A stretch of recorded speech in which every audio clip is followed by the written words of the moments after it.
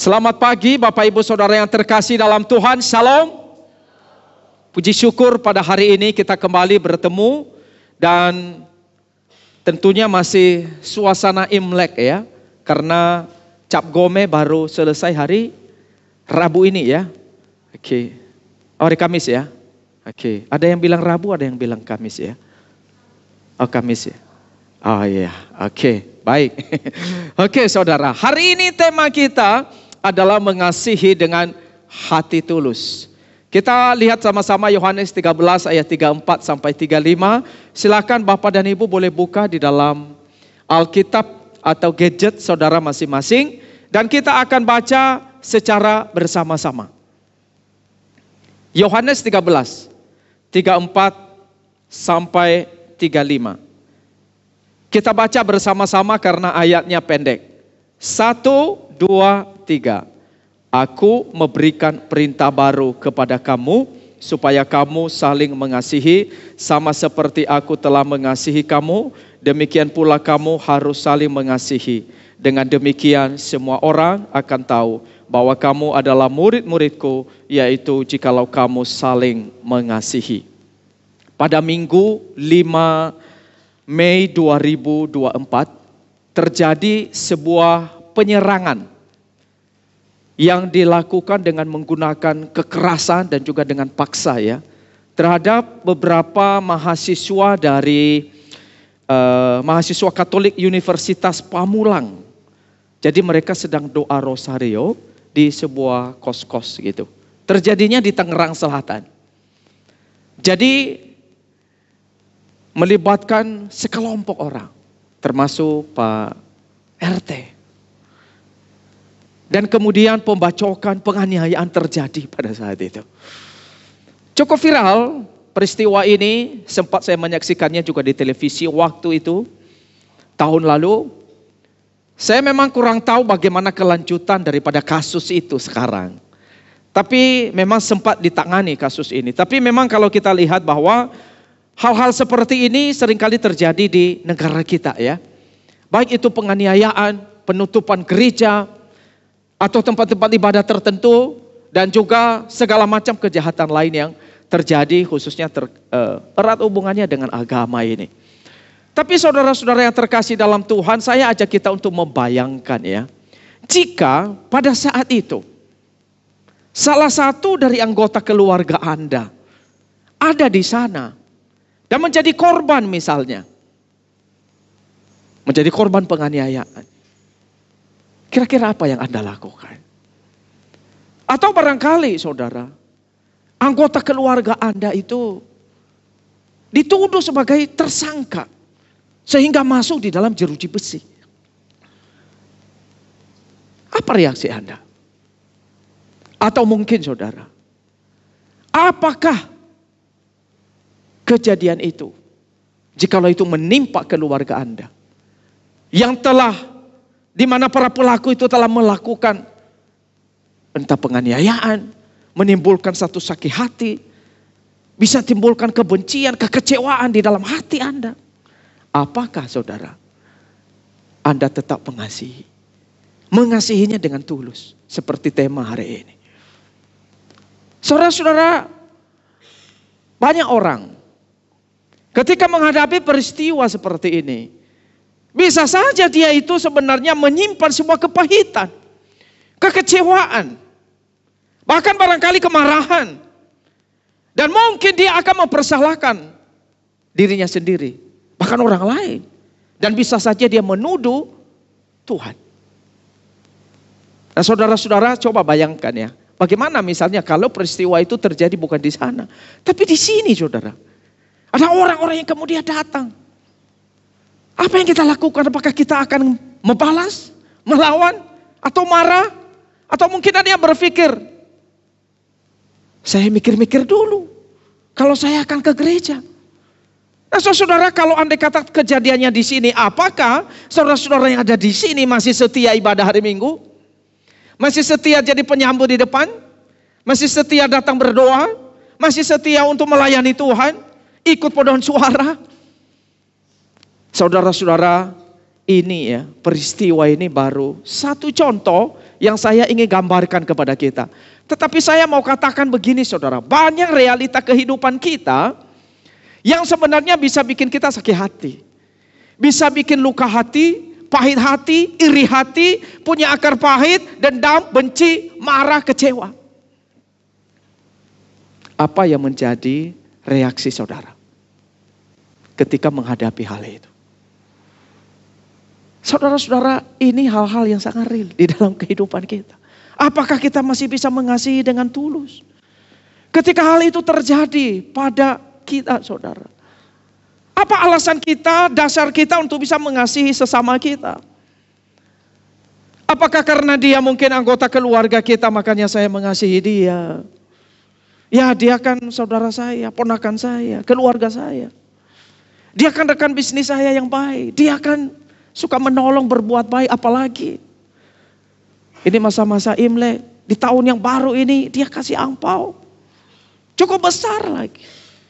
Apakah kita mengasihi karena alasan demikian, saudara-saudara? Apa yang menjadi dasar saudara mengasihi? Yang sebenarnya lebih daripada itu.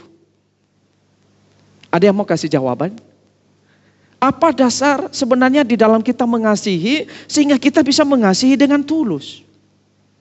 Karena bisa saja kan orang yang serumah dengan kita pun bisa konflik loh. Bisa. Orang tua dan anak, pasangan, suami istri ada yang gak ngomongan loh bertahun-tahun.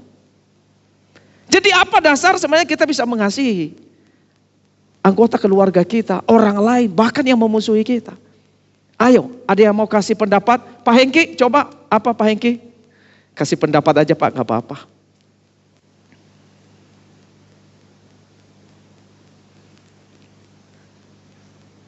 Oke, masih ada yang lain? Korudi misalnya? Apa dasar kita bisa mengasihi sesama? Siapa yang ngomong itu? Wah, tepuk tangan. Luar biasa. Dia langsung tahu isi hati saya. Kasih Kristus. Pengenalan akan Tuhan. Itu yang paling penting sebenarnya. Karena tanpa kasih Kristus, tanpa kita kenal Tuhan Yesus, saudara, sulit sekali saudara akan mengasihi. Apalagi orang yang sudah bikin Anda sakit hati, pahit hati, kekecewaan dan macam-macam. Tapi kasih Kristus dapat melakukannya. Dapat memampukan kita. Makanya saudaraku yang terkasih dalam Tuhan, kalau orang mengenal Kristus di dalam kehidupan ini, dia akan dimampukan. Dia akan mengerti apa yang dikehendaki oleh Tuhan. Dia akan memahami betul apa yang Kristus harus kita lakukan di dalam kehidupan kita ini. Nah saudara, apa yang menjadi kehendak Tuhan Yesus di dalam hidup ini? Tentang kasih. Solusi apa yang Tuhan Yesus berikan sehingga kita bisa mengasihi dengan hati tulus. Nah ini yang saya akan mau bicarakan buat kita hari ini saudara. Yang pertama, mengasihi itu adalah sebuah perintah. Dan perintah ini saudara dari Yesus sendiri. Ayat 34 tadi itu adalah kalimat dari Tuhan Yesus kepada murid-muridnya. Yesus berkata, aku memberikan perintah baru kepada kamu supaya kamu saling mengasihi. Tuhan Yesus yang memberikan ini. Jadi Yesus berkata, kasih itu perintah. Perintah saudara itu berarti bukan pilihan. Perintah itu adalah sebuah keharusan. Harus dilakukan. Karena itu adalah diperintahkan oleh Kristus sendiri. Dan bentuk kalimat di sini itu bentuk kalimatnya imperatif. Jadi imperatif itu harus dilakukan. Dan dilakukannya itu bukan besok, tahun depan. Tapi kapan? Mulai sekarang dan seterusnya. Itu bentuk kalimatnya begitu. Kehebatan bahasa Yunani itu indahnya di situ. Dia memberitahu kita.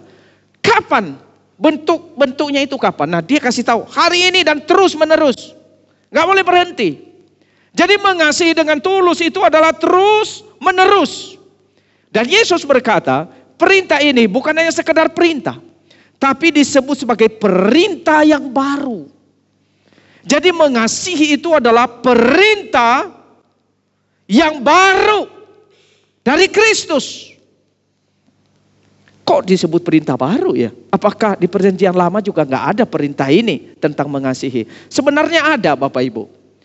Tuhan Allah pernah berkata kepada orang Israel di dalam Imamat 19 ayat 18. Janganlah engkau menuntut balas. Janganlah menaruh dendam terhadap orang-orang sebangsamu, yaitu Israel. Melainkan kasihilah sesamamu manusia seperti dirimu sendiri. Akulah Tuhan. Itu kata Allah. Tetapi saudara, kenapa ini disebut sebagai perintah baru? Tuhan sudah mengatakan dulu. Karena apa saudara? Orang-orang Israel pada zaman dulu, mereka memahami kasih itu dalam pengertian yang sangat sempit. Karena mereka berpikir mengasihi itu adalah kita mengasihi orang-orang yang sebangsa dengan kita. Yang seagama, segolongan dengan kita. Yang sesuku dengan kita. Lalu yang masuk di dalam lingkaran dekat kita. Entah itu adalah suami, istri, anak, keluarga dan sebagainya. Jadi itu yang mereka pahami. Jadi di luar daripada lingkaran itu, saudara, mereka melihat sebagai siapa? Itu orang asing. Mereka nyebutnya itu kafir. Mereka menyebutkan lagi adalah orang-orang yang berbeda dengan kita. Maka tidak sedikit mereka memperlakukan orang lain dengan cara yang tidak tepat. Maka Tuhan Yesus mau katakan, kasihilah. Ini adalah sebuah perintah yang baru. Satu perintah yang berbeda dengan pemahaman sebelumnya. Yaitu adalah semua orang. Siapapun asal dia manusia. Latar belakangnya tidak peduli. Sukunya apapun. Warna kulitnya terserah. Yang penting dia manusia. Itu adalah sesama yang harus dikasihi. Luar biasa kan? Ini merubah mindset manusia. Dan itu yang Tuhan Yesus katakan. Bahkan Tuhan Yesus pernah berkata begini. Yang kita perlu kasihi bukan hanya orang yang berbuat baik kepada kita. Bukan hanya saja orang-orang yang telah memberi kepada kita. Yesus bilang begini, apa upahmu ya kalau kamu hanya mengasihi orang yang berbuat baik kepada kamu? Apa upahmu dan bedanya kamu dengan orang yang tidak percaya kalau kamu hanya berbuat baik kepada orang yang baik padamu, yang mengasihi engkau kasihi? Yesus bilang begini, kasihilah musuhmu. Bahkan berdoalah untuk dia. Minta berkat buat dia. Siapa yang menampar pipimu sebelah kanan, kasih sebelah kiri. Itu perintah dari Tuhan. Benar-benar satu perintah yang berbeda dengan apa yang dipahami oleh orang di zaman itu. Dan itu adalah kasih, mengasihi dengan penuh pengorbanan, dengan sebuah kasih yang tulus. Ini adalah sebuah kasih agape. Dan itu yang diajarkan oleh Tuhan Yesus kepada kita saudara. Sebuah kasih yang berbeda dengan pemahaman daripada orang pada umumnya. Nah saudara, Yesus sendiri memberikan perintah ini supaya setiap orang mengasihi. Bahkan mengasihi dengan kasih agape. Kasih yang penuh pengorbanan. Sama seperti teladan dari Kristus di mana dia telah mati di kayu salib. Dan itu sebuah kasih yang penuh pengorbanan. Tidak menuntut balasan. Tidak mengharap. Tetapi itu adalah kasih yang memberi. Saudaraku, bagaimana dengan kita pada hari ini? Saya yakin ya, kita hari ini, bahkan dari dulu dan sekarang kita diingatkan, kita tahu kasih itu adalah perintah. Kita kan harus mengasihi. Tapi persoalannya saudara, kenapa kita seringkali gagal dalam mengasihi? Apalagi mengasihi dengan tulus. Kenapa? Kenapa seringkali justru kita itu gampang sekali marah. Gampang emosi. Bahkan gampang sedikit saja disenggol. Sudah langsung ngamuk misalnya. Kenapa saudara-saudara? Apa yang menyebabkan kita itu yang barangkali sudah setia ke gereja. Sudah lama beribadah. Sudah melayani Tuhan. Tapi gampang sekali kita itu kecewa. Gampang marah-marah. Kenapa saudara-saudara? Apa yang menyebabkan hati kita ini begitu sensitif sekali. Begitu tidak mudah menguasai diri. Saudara, Barangkali saudara ikut menyaksikan di televisi ya. Bagaimana pembagian gas LPG 3 kilogram. Cik Afi senyum-senyum, lihat ya.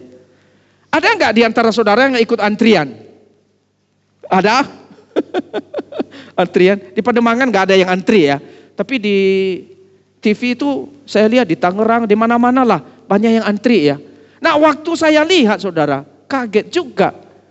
Kenapa kok banyak yang antri? Lalu kemudian tahu nggak? Ada yang marah-marah sampai adu jotos. Ada yang teriak-teriak. Bahkan ada yang sampai ketemu Menteri ESDM Bahlil, Dahlia itu ya. Dia bawa, dia punya ini, namanya kalau nggak salah Effendi itu ya. Ada diwawancarai di Metro TV. Ya kalau kalian lihat. Dia bawa dan dia sampai nunjuk-nunjuk. Itu Menteri ESDM. Wah dia sangat emosi saudara. Karena dia merasa apa? Pembagian daripada gas LPG ini entah tidak merata, sulit dicari, tidak adil. Sampai akhirnya banyak yang ngamuk. Sampai pemerintah akhirnya stop kan. Sehingga harus dikembalikan ke pengencer. Saya nggak tahu sekarang bagaimana kelanjutan itu saudara, tapi semoga sudah lebih baik ya. Tetapi saya mencoba mengamati saudara ya, ketika pembagian daripada gas LPG itu terjadi, itu banyak yang benar-benar ikut sangat marah. Walaupun memang enggak semua. Ada juga yang tenang, tetap mengikuti antrian dengan baik, tetap mengikuti apa yang disampaikan oleh pemerintah. Tetapi saudara-saudara kalau kita lihat ya, ternyata beberapa dari antara mereka itu yang memang ngamuknya luar biasa. Orang-orang itu mungkin sebelumnya waktu suasana baik, agak adem, gak ada huru-hara. Tapi setelah terjadi yang demikian, dia tersenggol sedikit. Wah, bikin huru-hara. Sampai di viral, di TV, saudara. Nah, saudara-saudara bagaimana dengan kita ya? Seringkali loh saudara. Hal ini bisa menggambarkan kondisi kita juga. Sebagai orang-orang yang sebenarnya mungkin kalau gak ada apa-apa kita biasa aja. Tapi ketika langsung disenggol gitu, kita kena batunya ya. Wah, kita udah langsung ngamuk. Kita ngomongnya udah bisa langsung ngegas gitu. Saudara punya pengalaman? Coba cek di rumah masing-masing. Siapa di rumah saudara, mungkin anak, istri, suami, atau siapa gitu. Yang di rumah ngomongnya suka ngegas. Di rumah Ci Afi siapa? Wah udah, ini pengakuan yang jujur. Ya, pengakuan yang jujur. Ada lagi yang mau jujur? Di rumahnya ngomong suka ngegas. Ada? Di rumah Ciwifung? Senyum. Siapa? Oh, dua-duanya ngegas. Wah. Tadi pagi istri saya senyum-senyum. Karena istri saya juga suka ngegas kalau ngomong. Umumnya cewek ya yang suka ngegas ya. Ya, umumnya cewek ya. Tapi kalau Korudi nggak ikut ngegas juga katanya. Tapi saudara, terkadang ya, hal-hal yang sepele, kita itu sudah langsung gampang panas. Dan akhirnya merusak suasana saudara. Urusan-urusan yang sepele, urusan-urusan yang sebenarnya sederhana, tapi bisa merusak kehilangan sukacita damai dalam rumah. Termasuk di dalam komunitas kita saudara. Kenapa ya saudara-saudara kita bisa mengalami hal seperti itu? Kenapa sih kita itu gak bisa menahan diri? Kenapa sih kita itu gak bisa mengasihi dengan tulus, bersabar sedikit? Kasih itu kan sabar, kasih itu murah hati, baik gitu kan. Bisa kuasai diri. Kenapa saudara? Nah saudara, ada seorang pendeta ya. Ketika dia memimpin pemberkatan pernikahan, lalu kepada pengantin yang menikah itu, kemudian dia menjelaskan bahwa kasih itu adalah sabar. Kasih itu murah hati. Kasih itu setia. Kasih itu menguasai diri. Wah, tiba-tiba pengantin pria itu bertanya, Pak Pendeta, benar gak itu? Benar dong. Lalu apakah saya harus melakukan semuanya? Ya betul, harus lakukan. Apakah di zaman seperti ini saya juga bisa melakukannya Pak Pendeta? Mana mungkin aku bisa melakukannya? Pak Pendeta bilang, betul, kamu gak mampu. Mustahil dilakukan. Bukan hanya kamu, bahkan oleh manusia. Tapi Pak Pendeta bilang begini, jika kamu andalkan diri, kamu gak bisa. Tapi kalau kamu andalkan Tuhan, kamu bersandar kasih Kristus, kamu akan dimampukan. Luar biasa itu pendeta. Dia mau beri satu jawaban yang tepat. Dan sejujurnya saudara, itu juga jawaban buat kita. Itu solusinya. Bagaimana kemudian kita bisa mengasihi dengan hati tulus? Hanya dengan kita bersandar kepada Tuhan. Hanya kita sungguh-sungguh bukan bersandar pada diri kita, bersandar sama Tuhan. Karena gak ada yang mampu saudara. Kita ini orang-orang yang lemah. Gampang kecewa, gampang marah, gampang iri hati, gampang dendam, gampang benci. Gampang punya hati yang tidak benar di dalam hati kita. Siapa yang bisa memampukan kita bisa mengasihi dengan tulus kecuali saudara, kita bersandar kepada Roh Kudus. Roh Kudus adalah kekuatan yang dianugerahkan Allah untuk memampukan kita. Memberi kita pertolongan, mempraktekkan firman Tuhan ini. Saudara, kasih itu memang sulit sekali dilakukan. Tetapi hal yang sulit bukan berarti tidak mungkin, tidak bisa. Itu. Hal yang tidak mungkin, bisa mungkin. Kalau kita bersandar sama Tuhan. Makanya sebenarnya saudara ya, banyak orang yang gak percaya Tuhan, mereka sangat bingung. Kenapa sih orang Kristen itu udah dianiaya, sudah disiksa, sudah diperlakukan kasar, mereka masih tetap memancarkan kasih. Kenapa? Kenapa mereka masih tetap bisa memancarkan satu hati yang mau memberi, hati yang mau mengasihi dengan tulus? Karena orang Kristen itu punya Tuhan di dalam hidupnya. Saudara, tanpa Tuhan kita nggak mungkin bisa melakukan firman Tuhan ini. Itu sebabnya saudara, mari kita bersandar kepada Tuhan, kepada Allah Roh Kudus untuk melakukan perintah dari Tuhan Yesus ini. Bersandar kepada Roh Kudus. Andalkan Roh Kudus. Saudara, buah-buah Roh Kudus itu kan luar biasa. Kalau kita bersandar Roh Kudus, buah-buahnya akan muncul. Apa sih buah-buahnya? Ada kasih, ada sukacita, damai sejahtera, kebaikan. Itu akan muncul di dalam hidup kita sehingga kita juga bisa melakukannya. Saya yakin bersandar Tuhan tidak ada yang mustahil. Amin. Yang kedua saudara, mengasihi seperti Yesus mengasihi. Ini tadi kalimat dari Tuhan Yesus. Aku memberikan perintah baru kepada kamu. Supaya, yaitu, seperti aku telah mengasihi kamu. Oh, ini kalimatnya agak ini. Sama seperti aku telah mengasihi kamu, demikian pula kamu harus saling mengasihi. Itu kata Tuhan Yesus. Sama seperti aku telah mengasihi kamu, demikian pula kamu harus saling mengasihi. Artinya saudara-saudara, fokusnya kita itu adalah kepada Kristus. Tadi Ko Afuk ngomongnya benar. Jadi fokus kita di dalam melakukan kasih ini saudara, itu bukan pada diri kita. Tapi fokusnya pada Kristus. Fokusnya bukan pada masalah. Juga fokusnya bukan kepada persoalan apapun. Tapi hanya kepada Kristus yang telah memberi teladan bagi kita. Karena dia sendiri telah melakukannya terlebih dahulu. Sebagaimana dia mengasihi kita, demikian kita mengasihi orang lain. Kalau kita fokus kepada masalah kita saudara, saya yakin kita akan down. Kalau kita fokus kepada persoalan, kita akan lemah. Kalau kita fokus kepada masalah-masalah yang terjadi di sekitar kita, engkau akan bisa makin terpuruk. Tapi coba kalau fokus pada Kristus. Coba arahkan hatimu kepada Kristus. Lihat Tuhan.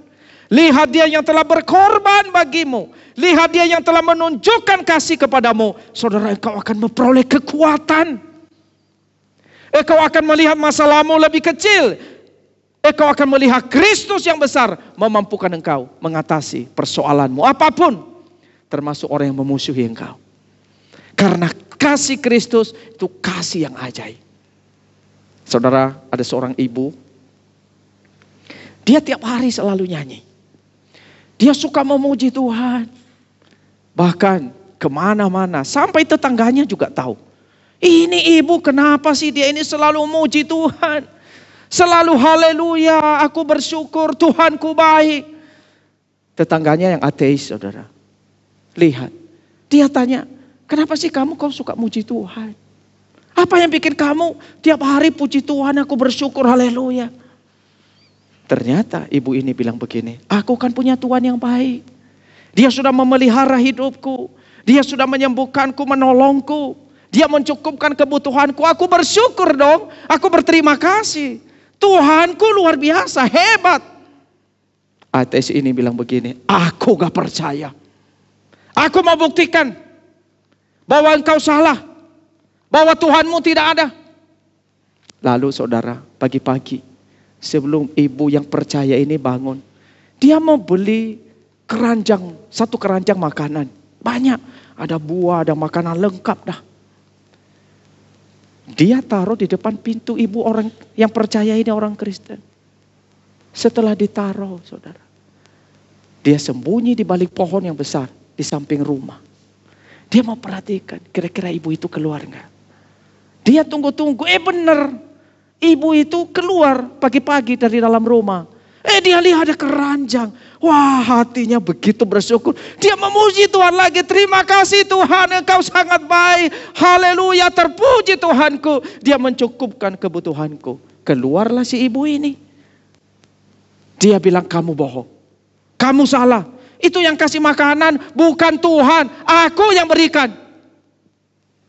Si ibu ini bilang begini. Aku tetap bersyukur kepada Tuhan. Karena Tuhan bukan hanya saja dia menyediakan apa yang aku perlukan. Tapi juga dia menyuruh tetanggaku yang keras hati, yang memusuhiku ini. Untuk memberikan aku makanan. Si ibu ateis ini sampai hatinya sewot banget. Bukan main luar biasa. Tapi ibu itu, dia selalu memuji Tuhan. Kenapa saudara?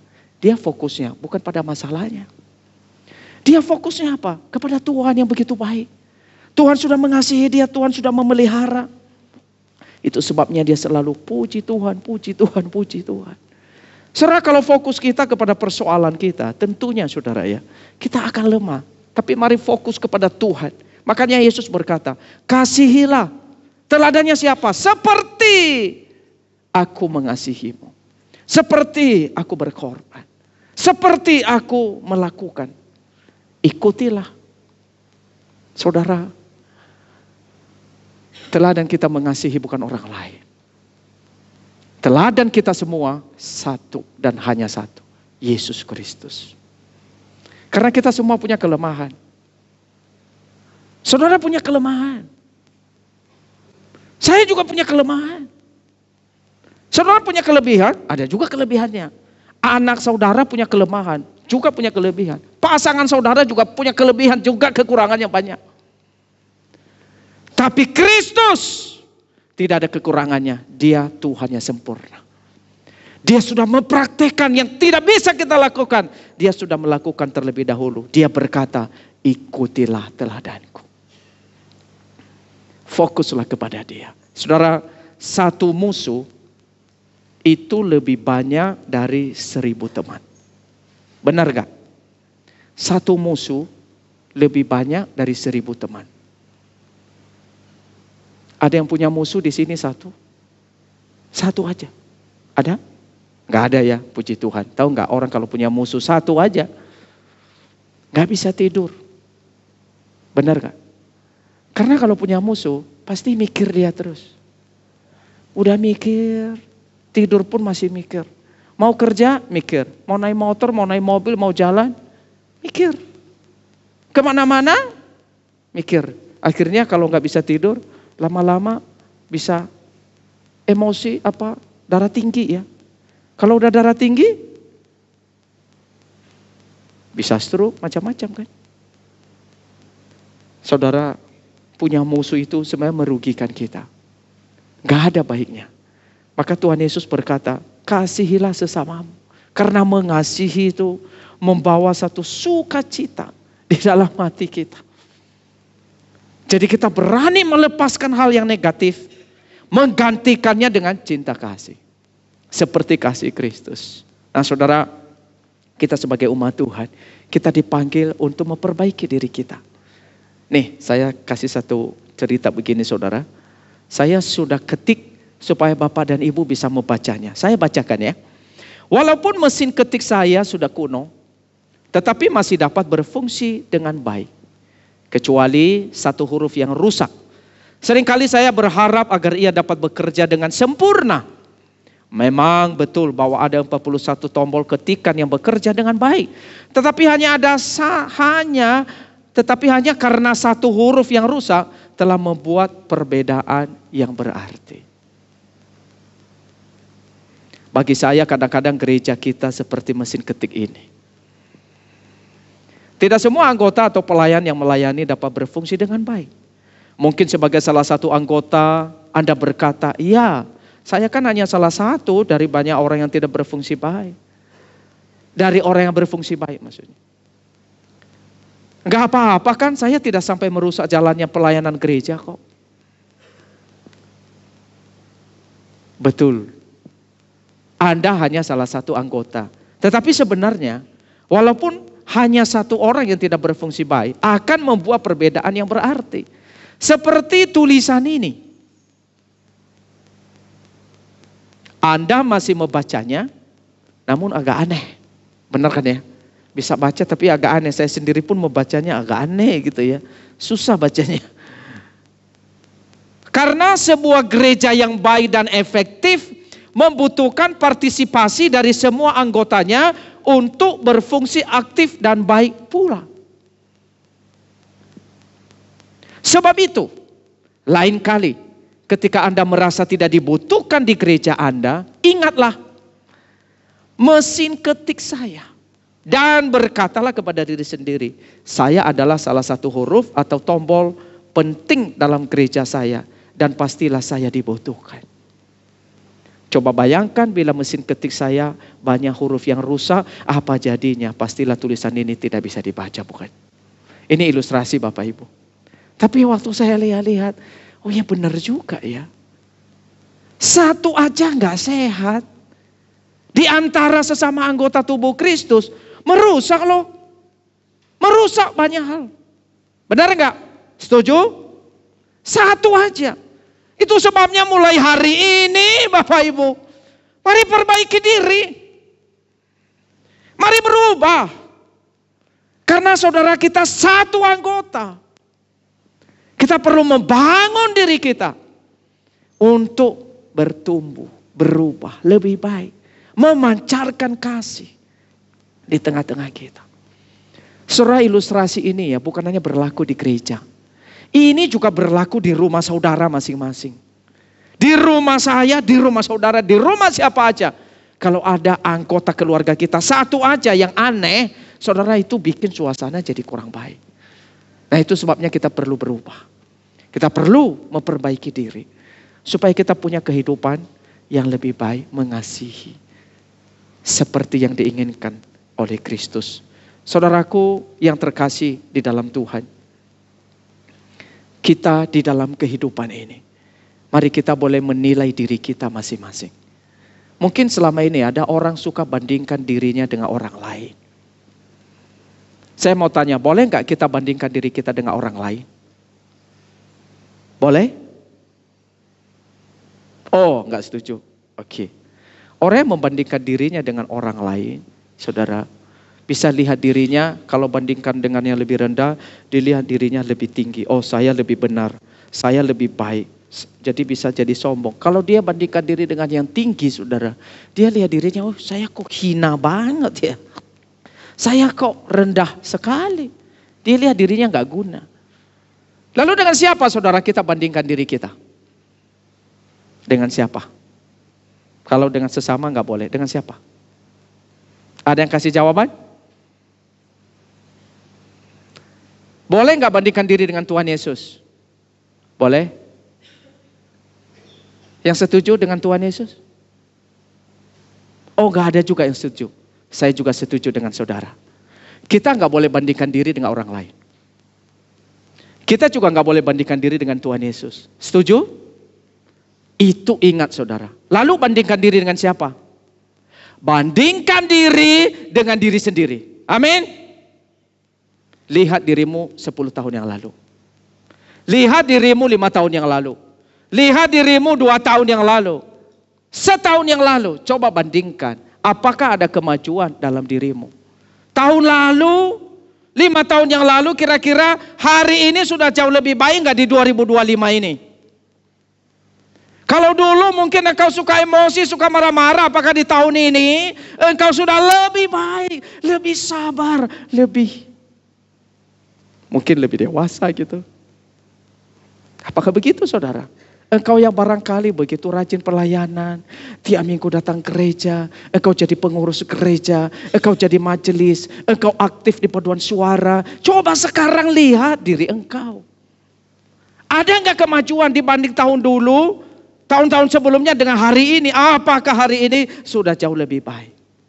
Kalau enggak saudara, berubah, bertobat, dan jadikan diri hari ini, tuntut diri lebih baik. Kenal Kristus, praktekkan kasih dari Kristus yang telah berkorban buat kita. Disiplinlah untuk berdoa lebih banyak, bergantung kepada Roh Kudus, bersandar kepada Tuhan, sehingga saudara dimampukan mempraktekkan kasih, dirubah lebih baik, sehingga ada perubahan, ada kemajuan, sehingga tidak terus tinggal di tempat atau makin mundur ke belakang, tapi makin maju ke depan, makin serupa dengan Kristus. Kita berharap itu yang terjadi dengan kita di tahun yang baru ini. Amin. Sebagai penutup dari saya saudara, ketika pekerjaanmu dinilai tidak penting dan tidak dihargai, saat itu kau sedang belajar tentang ketulusan hati. Ketika usahamu mengalami kegagalan, saat itu kau sedang belajar tentang kesabaran. Ketika hatimu dilukai amat dalam, saat itu kau sedang belajar tentang memaafkan. Ketika kau harus mengalami kelelahan dan kekecewaan, saat itu kau belajar tentang kesungguhan hati. Ketika kau merasa kesepian dan kesendirian, saat itu kau sedang belajar tentang ketangguhan. Ketika kau harus membayar biaya yang tidak seharusnya kau tanggung, saat itu kau sedang belajar tentang kemurahan hati. Ketika kau tidak mendapatkan apresiasi dan pujian, saat itu kau sedang belajar tentang kerendahan hati. Ketika kau dikhianati dan disalah mengerti, saat itu kau sedang belajar tentang kesetiaan. Ketika kau harus mengalami ketidakadilan, saat itu kau sedang belajar tentang penguasaan diri. Dan ketika kau harus mengalami penderitaan dan kesusahan, saat itu kau sedang belajar tentang ketabahan. Tuhan mengizinkan banyak hal terjadi dalam hidup kita. Tapi ingat saudara, Tuhan tidak pernah merancangkannya untuk kita. Rancangan Tuhan itu mendatangkan damai sejahtera. Rancangan Tuhan, Dia yang memberi kekuatan, Dia turut bekerja. Tetapi saudara, Dia menyediakan kekuatan buat kita. Dia memberi kita energi. Dia akan menolong kita. Sehingga kita mampu menghadapi segala bentuk, entah kesulitan, kesusahan, penderitaan. Sehingga kita oleh pertolongan Roh Kudus dapat melakukan firman-Nya di dalam hidup kita. Bersandarlah kepada Tuhan. Andalkan Dia. Bersandar kepada Roh Kudus. Setia terus dan fokus kepada Yesus, teladan agung kita. Amin. Mari kita berdoa. Kami naikkan syukur kepada Engkau ya Tuhan yang telah memberikan firman ini kepada kami.